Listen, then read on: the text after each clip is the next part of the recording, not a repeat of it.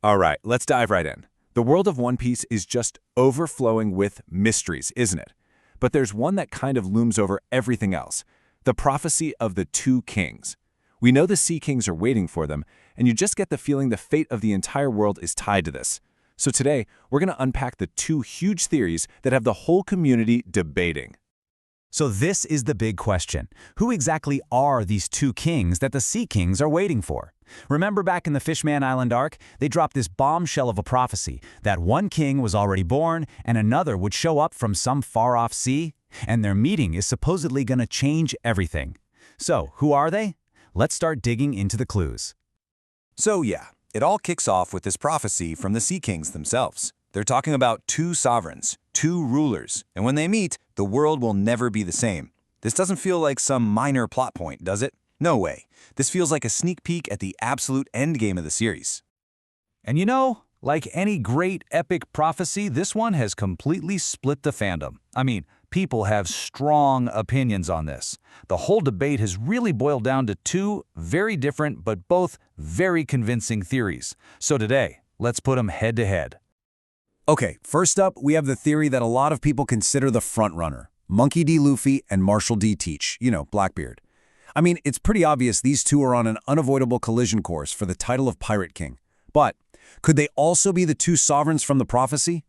The evidence for this is actually pretty compelling when you lay it all out. First, just look at their devil fruits. The design of the Gum Gum fruit, which, we now know as the legendary sun god Nika fruit, and Blackbeard's Dark fruit, they're bizarrely similar looking. That just can't be a coincidence. Even crazier, the secret ruler of the world, Aimu, was seen holding wanted posters of these two guys specifically. Think about that. That move singles them out as the two biggest threats on the planet. This comment from a fan discussion really just hits the nail on the head. You see all the parallels, their completely opposite ideologies, their shared dream, and you have to ask, is it fate after all? It feels like more than just a rivalry, right? It feels like a destiny that's been woven into the fabric of the world since the very beginning. But hold on. What if this prophecy has nothing to do with pirates?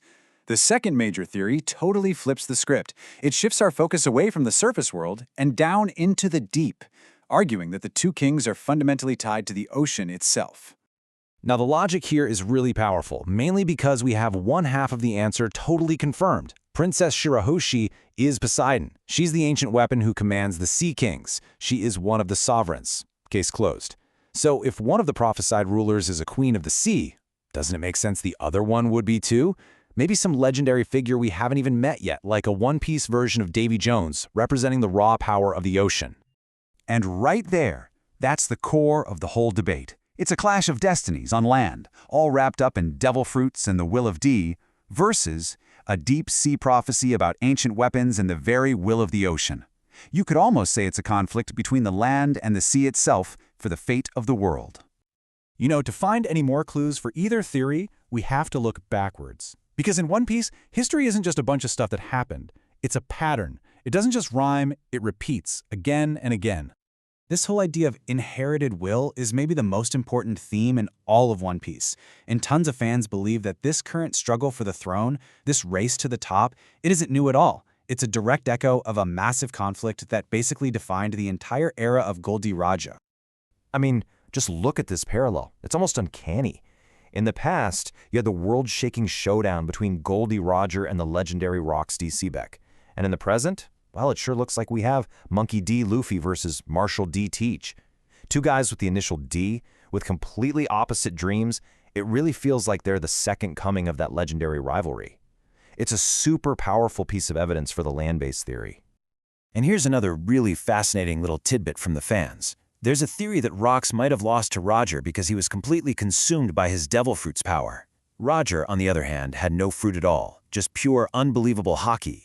Could that be foreshadowing the final battle? You've got Blackbeard, the ultimate devil fruit hunter, versus Luffy, whose awakened fruit is literally the power of freedom itself.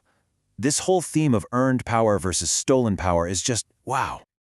So there you have it. Two incredibly powerful theories, and both have some rock-solid evidence backing them up.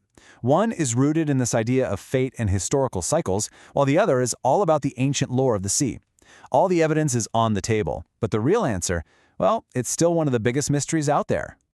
So now it's your turn to jump into the debate. Think about the fated rivalry between Luffy and Blackbeard. Weigh that against the confirmed power of Poseidon, and don't forget to factor in those historical echoes of Roger and Rox. Which side do you think has the stronger case? It's time to form your own argument. And you know what? That's what makes this so great. Until Oda himself reveals the truth, this is going to be one of the best debates in the entire series. For now, there are no wrong answers, just strong arguments. So I'll leave you with this one last question to really think about. The prophecy says the two kings will meet. It never actually says they're going to fight. What if they're allies, meant to bring in a new dawn together? Or are they the final enemies, whose clash will decide the fate of the entire world? Maybe the ultimate question isn't just who they are, but what their meeting will actually mean for everyone.